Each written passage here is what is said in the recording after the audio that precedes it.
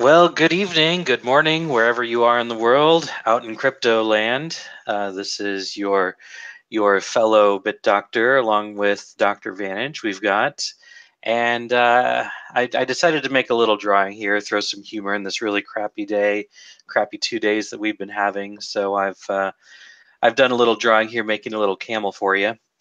But all joking aside, we're here to talk about what's going on, what's happening in the market, and a couple things that I want to point out here is that still I'm still to the point where I'm going back to September 15th for all of this. All of this really started there.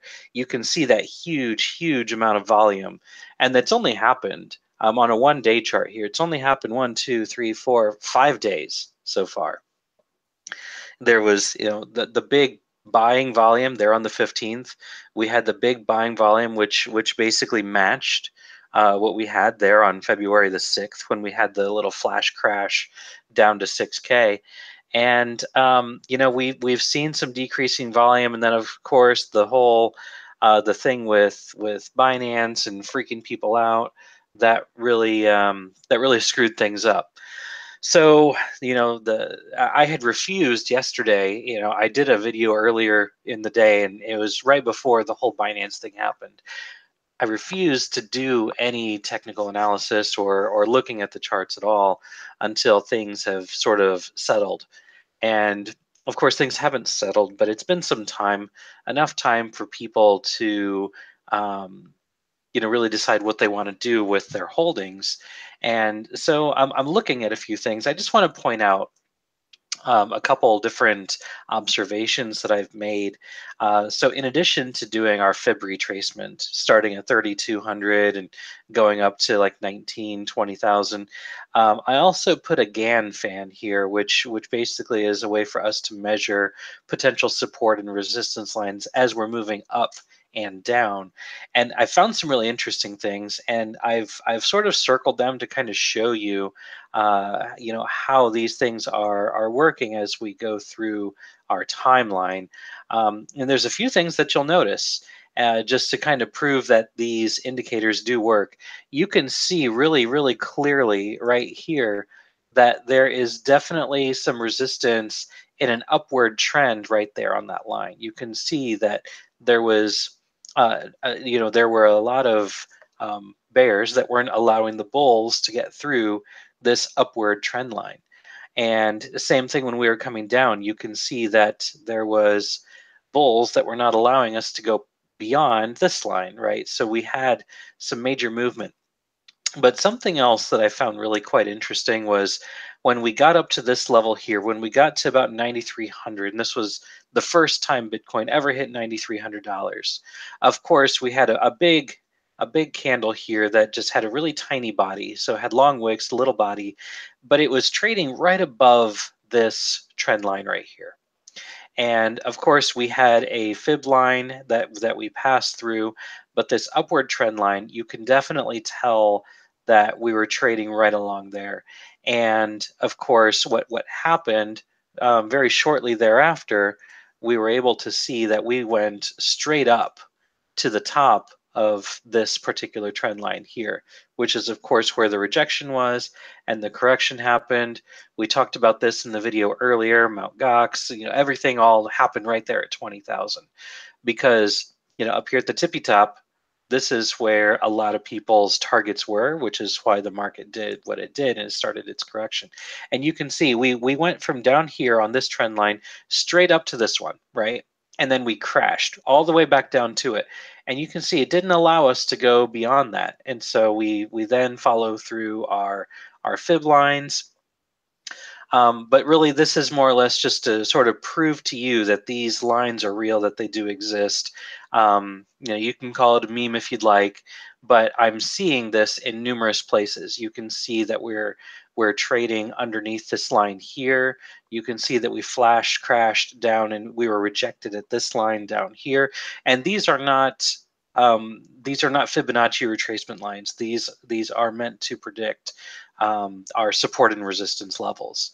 So we're seeing a lot of movement that's going through here, and you can actually see for a couple days we were just trading just above this line here. We had a little bit of a jump, and then we're coming down. So this is why I'm saying that at some point we're likely going to drop down. I'm not thinking at this point that we are going to go back down to 6,000, but what I will say is I feel pretty good that we're going to go sideways for about a day, and then we could potentially go down to about $7,000. This is Bitcoin USD. One thing that Justin says is, and I've said this before, right? I think one of the reasons why technical analysis tends to work is because we all follow the same principles. We all follow the same ideas and philosophies. And so that's why technical analysis tends to work, because that's the way, we've taught ourselves to trust it. And so, take that for what it is, but he does make a good point. But now something else that's really quite interesting. If you look at this from a wider perspective, going back so you can see everything here, we definitely have a decent amount of support at this level here. Whether you want to believe it or not, there is a decent amount of support at this level. If we happen to fall through this line, which is at $7,000, and then we get down to 6,000 again, I'm not sure how much support we're going to have, because this ate up a lot of that support for people that bought down here 6,000 and haven't sold yet. So if you have the people that are holding, they no longer have that support at the $6,000 level. If that happens, I firmly believe that it is a very possible scenario that at some point we may actually go down below 6,000. Now, where it's going to be in this level, I don't know. I hope it doesn't get there, but we are in a critical point, because we've got a lot of things that are scaring people in the market. I think Dr. Vantage is going to talk about that a little bit. A lot of things that are scaring people, and that's why we're starting to see this major dumping. I think there's a lot of investors that got in down here in this crash at 6K, and they got up here, and then the whole thing with Binance happened, and then they basically are just panicking and exiting the market. A lot of people are saying, I'm done with this. And I guess I can't blame them. It's going to be their loss in the end. But so that's what I predict is happening at this point in time on Bitcoin. I do believe that we'll probably go down to 7 grand before we start to go back up, but that's going to be a very critical point. If we go down past 7K, I'll just let you guys know right now, all of the liquid assets that I have, not my altcoins, but things like the Ethereum, Litecoin, Bitcoin that I hold, I will probably sell it all and wait for probably a crash down to 6K and buy maybe 50 to 60% back. Then if it continues to go down, I'll buy the rest at some point. But if it starts to go back up, I'll probably buy back halfway up at about 6,500. So one way or another, 7K, if the candle closes under 7K, that's when I will sell, and I will buy back starting at 6K, probably buy a portion back at 6K, and then making my next determination whether or not it goes up or it goes down. My opinion is a $1,000 range is enough for me to gamble on only buying partially back at 6K.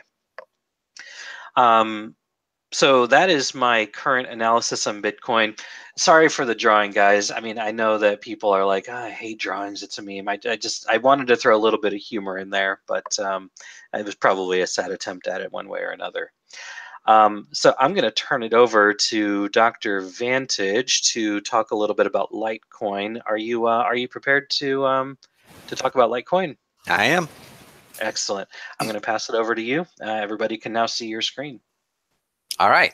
So what we're looking at here is basically the one-day chart for Litecoin, and there's not a lot of telltale signs at this point in time what direction Litecoin's going to go. It is a very interesting point in time, though, because if we look closer, this is just the standard one-day chart right now. If we look at a little closer here, though, we'll actually see we have a low we have a high, and then we have another point where it drops down, and it kind of rides this median in between the two. Whenever I start seeing that, I start to wonder, is this in a squeeze on a shorter chart? Another indicator of this, if I actually zoom in, if you look at this area down here, you'll see that the volume is also decreasing as well. So we've got low volatility and the volume is decreasing. I'm guessing this is going to be a squeeze. And so I'll just jump to a shorter chart, and sure enough, there's the squeeze right here. A lot of you have heard me talk about the TTM squeeze a lot. I do like this indicator whenever I'm unsure about what the market is going to do. And what this really means down here is what we see as these red dots right here.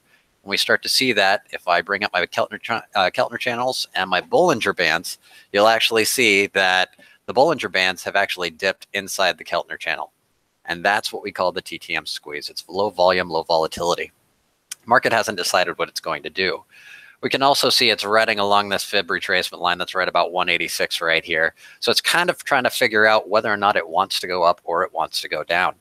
So it's decision-making time, and what we're waiting for is for these red dots to start turning green and to see what direction are those trends heading up or down. If we start to see that that trend is heading up, it might be a good time to actually consider. And if it actually does that and decides to continue its own path with Bitcoin, what we might actually start to see is something along the lines of this, coming back up to about the 0.02 line right there. However, it may decide that it wants to trace with Bitcoin if Bitcoin goes down and actually dip down into the next area right about here, about the 176 price range. So those are the two possible scenarios I see happening right there. This is a coin a lot of people like. There is a lot of support inside that channel right there, so I could see it riding inside that channel for quite a while before it makes another decision, probably going into another squeeze there as well, if it goes that direction. Another thing that you'll notice is we've got a low here, we got a couple highs here, and if it goes up to here as well and starts riding in this channel, we'll probably get another squeeze indicator to actually let us know what direction it's going to head moving forward there as well. And that'll probably be on the one-day chart faster than anything else.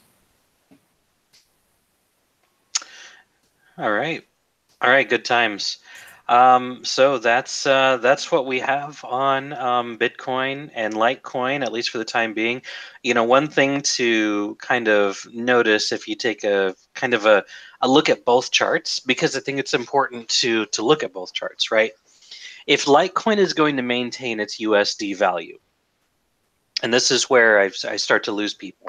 If Litecoin is going to maintain its USD value and Bitcoin is going to lose value, then the Litecoin Bitcoin has to go up. So it's got to follow that uptrend, because if Litecoin has USD support at whatever level it may be, that BTC value has to increase. So it all depends on how you want to trade. And actually earlier, when I did my flips on Litecoin, I was actually doing it against Bitcoin. I wasn't doing it against USD at all, at least in that particular scenario. So just keep that in mind. So if you're expecting Litecoin, Bitcoin to go up, then you probably want to hold Litecoin and then maybe sell your Litecoin back to Bitcoin when it goes up. If you're expecting Litecoin, Bitcoin, or Litecoin USD to go down, then that's where you want to go into USD. Or if you're a Tether fan, go into Tether, you know, whatever your fancy is there. So yeah, it's always tough when you've got a coin that can trade in multiple ways. Just trying to figure out, you know, what's going to happen. Is there support in USD or is there support in BTC, and how does that weigh itself out? But it looks to me like Litecoin is in that 50 to 61.8% level, kind of trading inside of it where it was before, right? So we could see where it was doing that before. The difference here is the tables are turned, and instead of moving upward, we're now moving downward. So the question is it going to rebound and start heading back up, or is it going to go down? And then, of course, you know, it's heavily affected by the USD price of Bitcoin. So we have to take that for what it's worth. At any rate, we'll go ahead and close it out for tonight. Want to keep it short. 15 minutes, I think, is good. hit the subscribe button down below. We're always looking for more subscribers, of course. Otherwise, we'll see you back in Premium Signals or whatever Discord you may be in. Have a great rest of your day, rest of your night, and we'll see you out in Cryptoland.